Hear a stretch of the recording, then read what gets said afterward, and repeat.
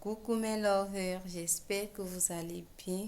Une fois de plus, bienvenue sur ma chaîne Sonia la Solution.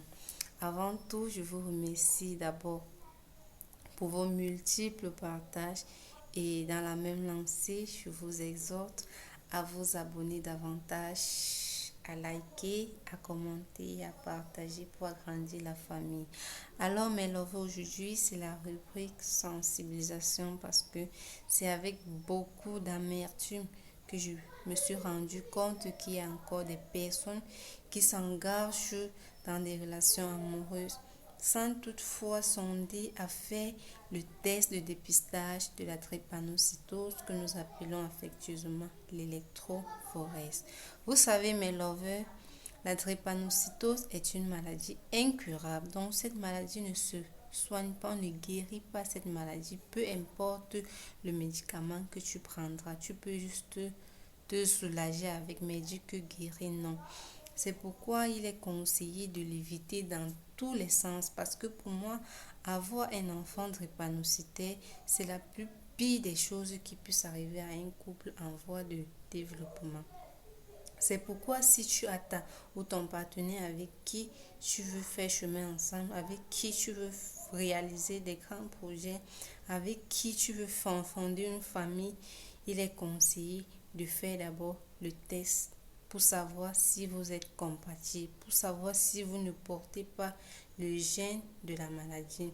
Déjà, si vous deux vous portez le gène de la maladie, il est conseillé de vous séparer immédiatement, même si vous avez mis tout le cœur, les organes sur la relation pour le bien de vos futurs enfants. Parce qu'avoir un enfant drépanocytaire, c'est vraiment stressant. Alors, j'ai décidé de faire cette vidéo aujourd'hui parce que ces jours-ci-là, j'ai rencontré à l'hôpital une très jeune femme avec son bébé de 2 ans qui souffre de la drépanocytose. Elle me raconte comment elle souffre avec l'enfant depuis sa naissance. Elle me raconte des choses. Elle me dit comment même les moyens financiers, c'est un véritable problème. Je lui ai posé la question que ma chérie, comment tu as pu faire pour te retrouver dans une telle situation? Elle me fait savoir que non, elle ne savait pas. L'amour l'avait aveuglée. Elle n'a pas pensé. J'ai dit que maman, ça c'était à l'époque de nos grands-parents. Aujourd'hui, la médecine a évolué et on peut éviter tout cela. C'est là, elle me dit que non. Elle a constaté, elle avait déjà 2 enfants. Et cela m'a beaucoup attristée. C'est pourquoi j'ai voulu faire cette vidéo pour sensibiliser nos frères et sœurs qui peut-être ignorent encore ou qu'ils ont peut-être oublié, qui ne savent même pas l'existence de cette maladie.